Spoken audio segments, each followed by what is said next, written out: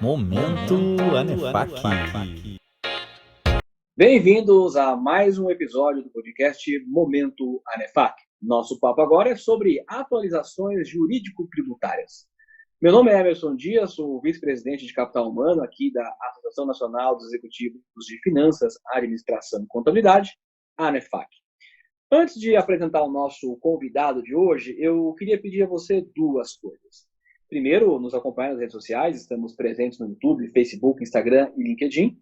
Segundo, visitar o nosso site, anefac.org, onde você encontrará e poderá ler a nossa revista digital com conteúdos relevantes do mundo das finanças, administração, economia, tributos, tecnologia e capital humano, sempre muito importantes para você, para a sua carreira e para os seus negócios.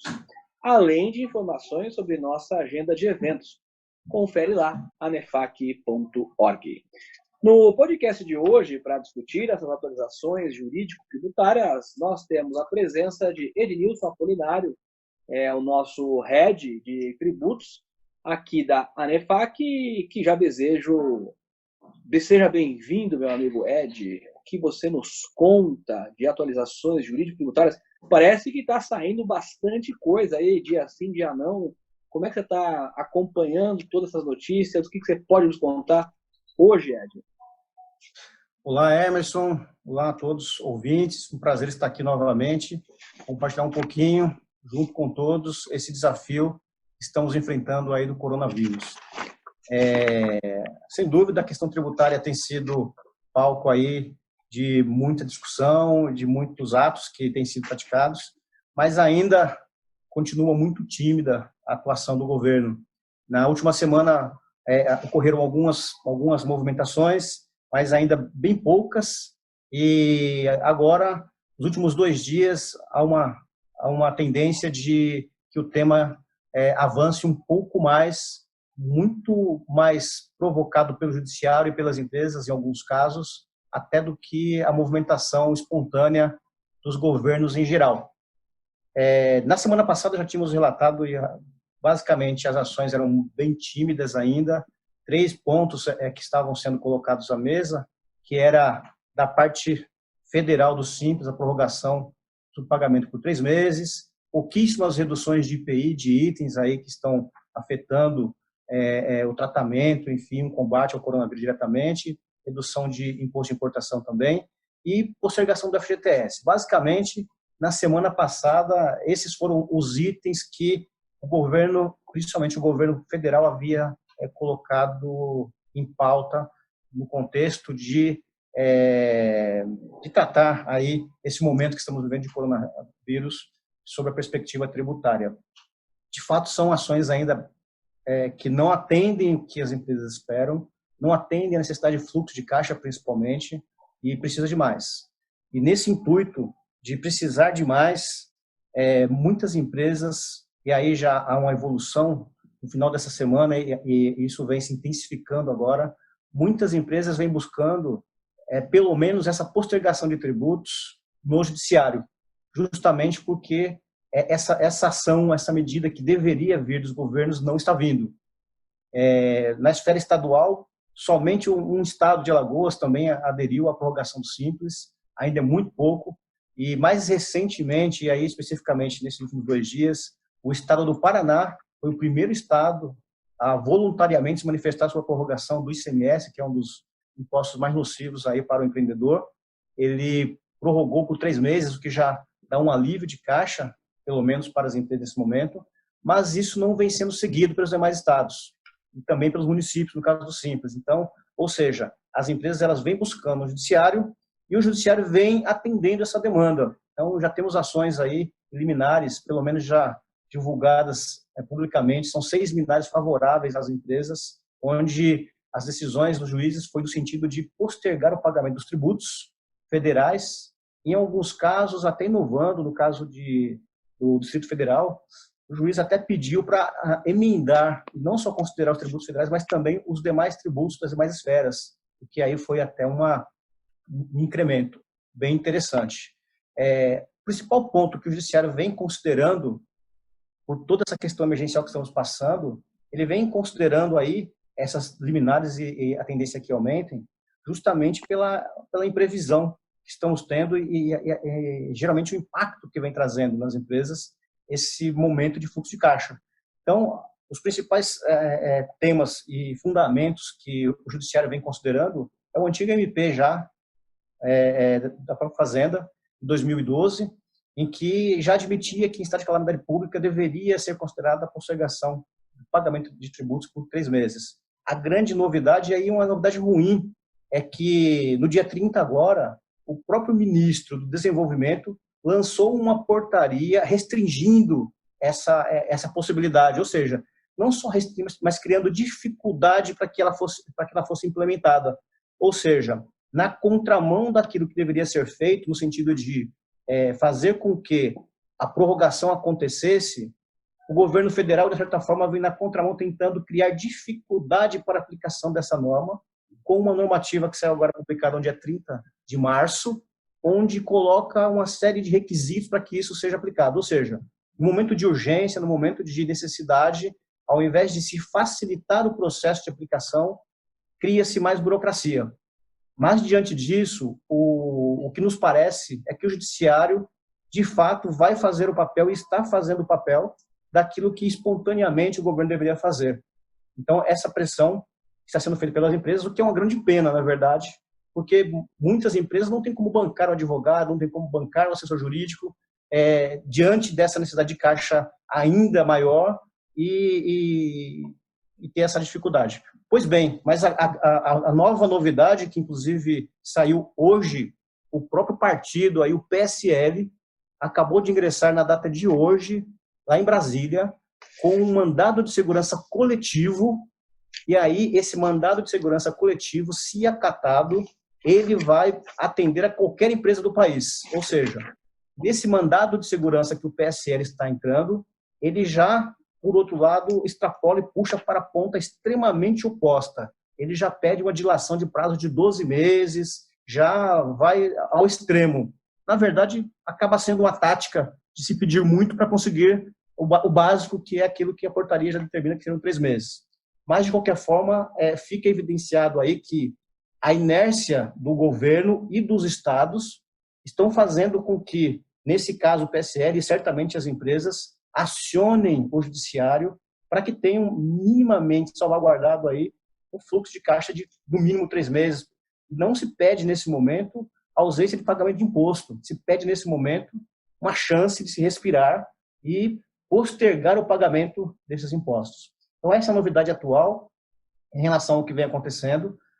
Gostaria aqui de estar trazendo muito mais novidades, muito mais ações, porque uma carga tributária que vivemos aí, em torno de 35%, segundo o último PIB, e alguns empresários pagam mais e outros menos, mas numa carga tributária tão elevada, um eventual relaxamento ou postergação nesse momento de crise ajudaria substancialmente muitas empresas que estão quase com faturamento zerado, que estão aí passando por dificuldades enormes, Emerson. Então, assim, de overview do que está acontecendo, eu diria, desses últimos 3 dias, a gente vê muita ação por parte do Judiciário sendo acionado e pouca ação voluntária dos estados, do governo, no sentido de amparar as empresas que, nesse momento, carecem de um apoio enorme.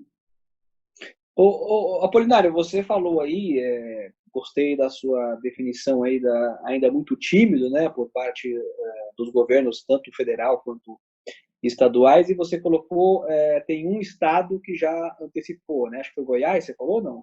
Qual foi Isso, o estado? o estado que já antecipou foi o estado do Paraná. Estado do Paraná, tá. Ele postergou o pagamento do ICMS por 3 meses. Então, ou seja, tá. Os próximos 3 meses, ele avançou 3 meses para postergar o pagamento. Mas o Paraná não é um dos maiores ICMS do Brasil, correto? Exatamente. O mercado ele está ansioso aí para que os principais estados do Sudeste, principalmente Sul e Sudeste, aí se manifestem, e ainda, de fato, não há qualquer manifestação nesse sentido. Na verdade, o que os estados, e o que a gente acaba sabendo, assim, o exercício dos estados não é fácil, o exercício deles não é fácil, porque eles também precisam fazer as contas de pagamento, então as decisões elas não são fáceis. Só que essas decisões elas não são fáceis para todos. Então, a agilidade nesse momento e a tomada de decisão rápida vai fazer a total diferença. Polinário, e você colocando essa questão, né, das empresas acionando, né, judicialmente para conseguir essas postergações de tributos, e você falar que as empresas têm aí, né, as vendas zeradas, um fluxo de caixa que dificilmente consegue 3 meses. Quanto tempo demora entre... Primeiro, que a empresa precisa ter dinheiro para pagar advogado, né? E segundo, quanto tempo demora para que uma empresa consiga esse tipo de decisão? Isso cabe para esperar no fluxo de caixa? Como é que você está enxergando isso?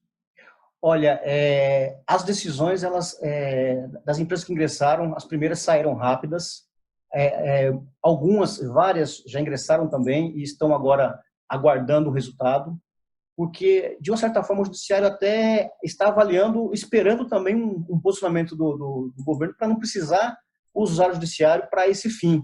Então, existem muitas ações que agora estão, a gente chama, sobrestadas, mas elas estão provavelmente aguardando aí. Eu diria que a próxima semana vai ser crucial. Se não ocorrer uma manifestação mais efetiva aí dos governos em geral, a tendência é termos aí uma enxurrada de ações nesse sentido.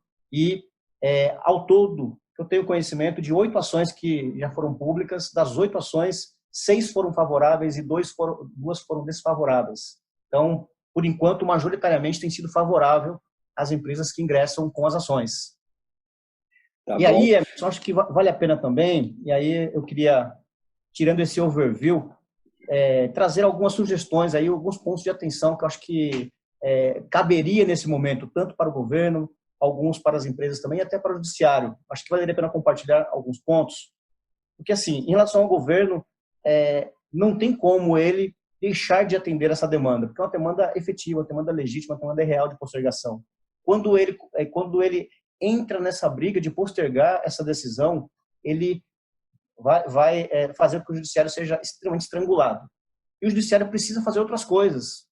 Esse, por exemplo, é um ponto que caberia aos estados e ao governo tomarem conta disso e deixar o judiciário contribuir de outras formas. Então, esse é um ponto. Acho que o governo tem que avaliar isso urgentemente, e essa medida de postergação não há espaço para se discutir isso. E, nesse momento, os estados deveriam abrir mão de um instrumento que eles sempre usam. Alguns estados preferem, muitas vezes, não normatizar e esperar a demanda judicial, porque ele só vai atender quem pedir no judiciário. Alguns estados usam disso normalmente para gerenciar a caixa, o que não é legal nesse momento de crise. Outros não, outros já normatizam e vão em frente. Então, nesse momento, o ideal é que os estados normatizem, ainda que se parcelem, ainda que trabalhem, mas o foco tem que ser fluxo de caixa. Então, essa é a mensagem para os governos de forma geral. O outro ponto, isso os estados podem fazer também, deveria estar na prioridade deles, que é o quê? Existem muitos pedidos de restituição, de compensação de impostos, de ressarcimento, que as empresas já vêm carregando, às vezes, mais de 1 ano, 2 anos. Só que esse é o momento em que os estados deveriam, o governo federal também, eles falam em restituição, deveria estar focado em atender essas demandas, porque seria uma fonte extremamente relevante nesse momento de escassez de fluxo de caixa, que esses valores pudessem ser ressarcidos nesse momento. Porque, de uma certa forma, já atenderiam a demanda legítima das empresas em relação a ressarcimentos legítimos e legais que são previstos e, ao mesmo tempo, tiraria do contingenciamento da provisão do fisco de pagar isso no futuro. Porque o pagamento disso no futuro, certamente, adequaria o fluxo de caixa do fisco. Só que, para as empresas receber isso agora, seria fundamental para a sobrevivência. Então, ou seja, o fisco, em geral, em todas as esferas de governo, eu falo aqui de imposto de renda, PIS e COFINS, que tem pedidos enormes, ICMS, pedidos de crédito acumulado, de saldos credores, que muitas vezes comparado durante muito tempo. Se existe um momento que deveria ter um esforço por parte do governo, e aí eu falo de todas as esferas, seria esse. Que essa sim seria uma grande contribuição. Eliminaria uma pendência do governo e, ao mesmo tempo, ajudaria as empresas nesse momento que é tão sensível para todos nós.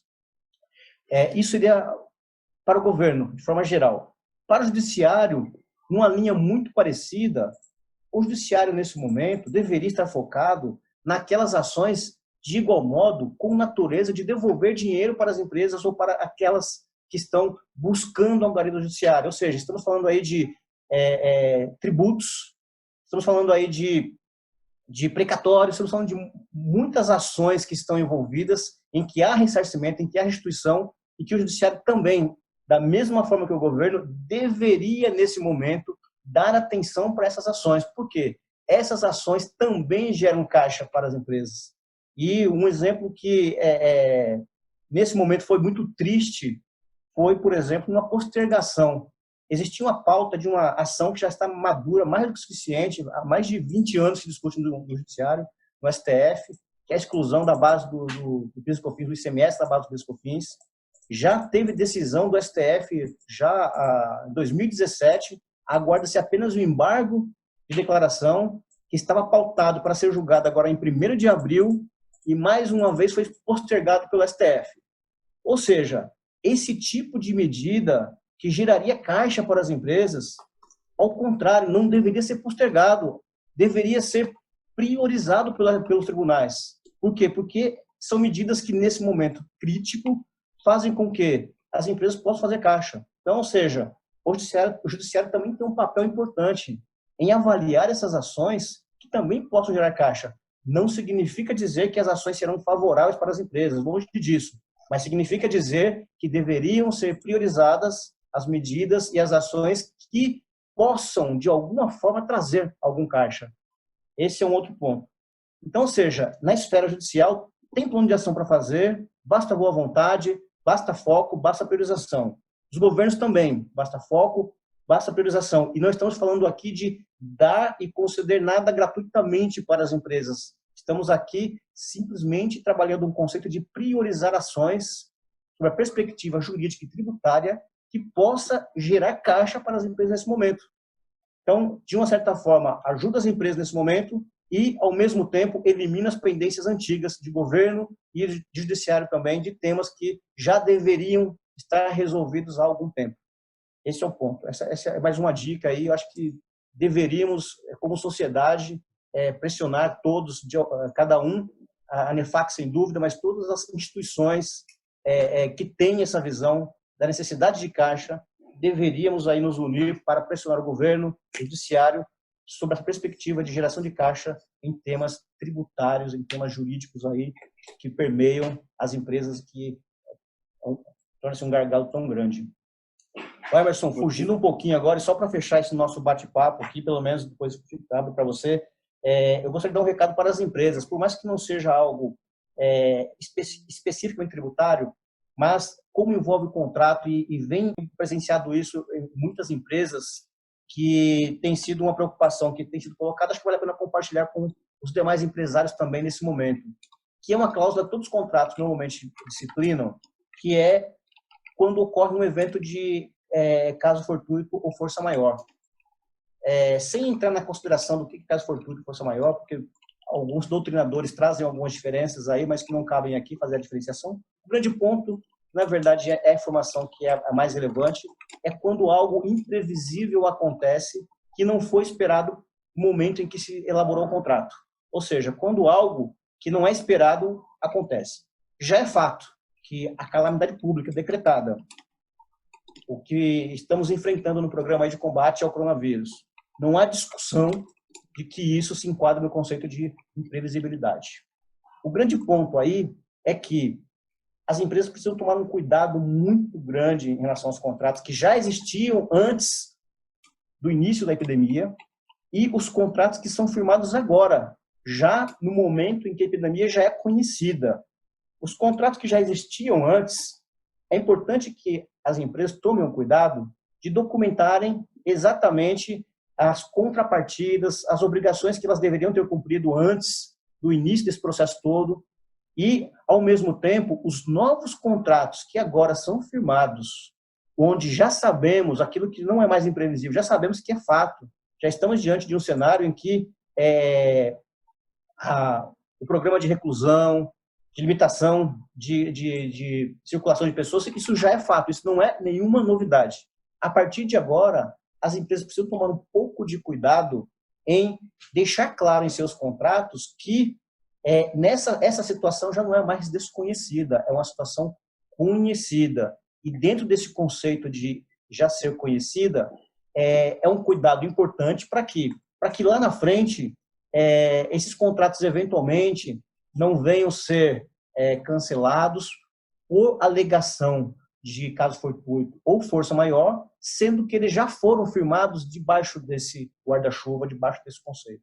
Então, esse cuidado acaba sendo importante para evitar futuras lides, futuras controvérsias que possam girar em torno disso. Então, fica a dica aí, essa é para as empresas em relação a tomarem cuidado com essa cláusula. Tanto aquilo que já vinha sido antes, já existia antes, documentarem muito bem as comunicações, aquilo que saiu, para ficar muito claro qual foi o momento em que, de fato, a obrigação deveria ser cumprida, e os novos, trabalhar esse conceito de que não é mais desconhecida essa variável que estamos vivendo hoje, o que apenas é desconhecido é o tempo que ela levará. Então, isso precisa ficar claro nesse contrato para evitar futuras discussões.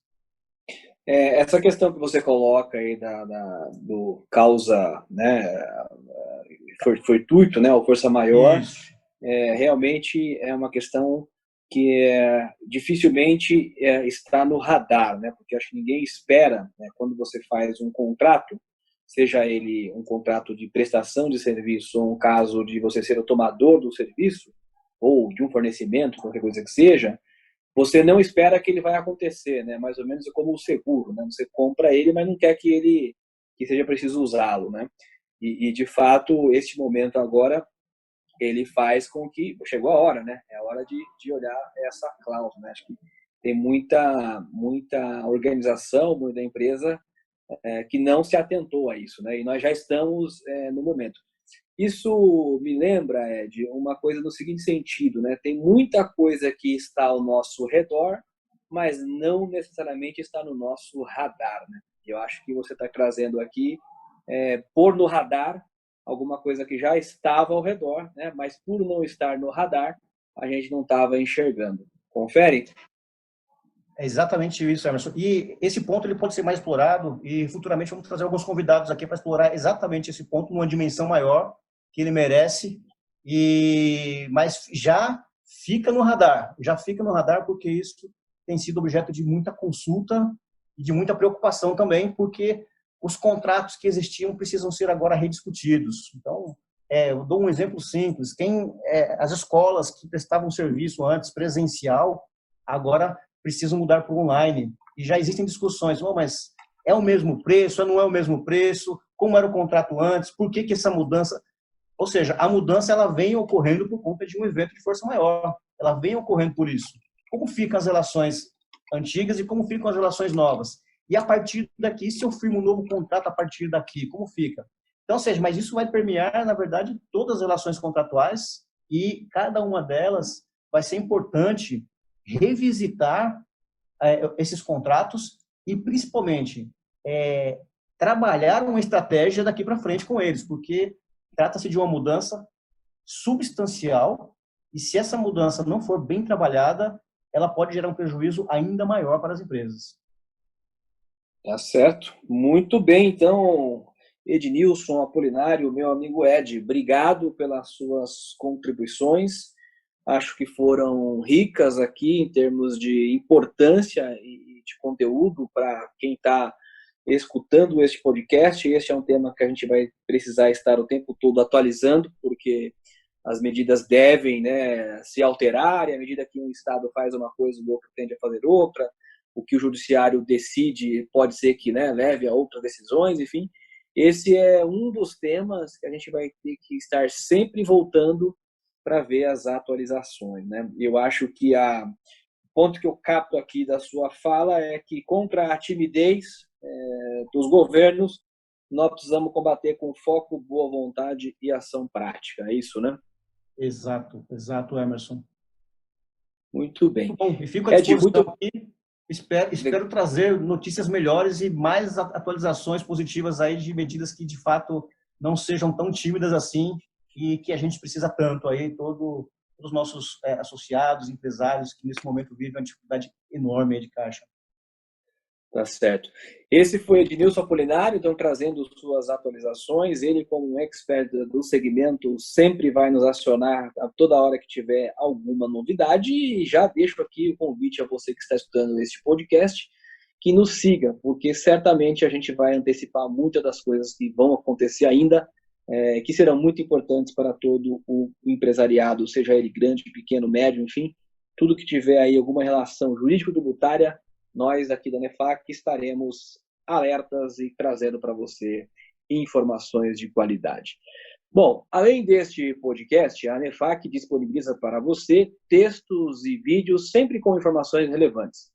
Por isso, visite o site da ANEFAC, que é anefac.org, e acompanhe a ANEFAC nas redes sociais. Estamos no LinkedIn, YouTube, Facebook e no Instagram.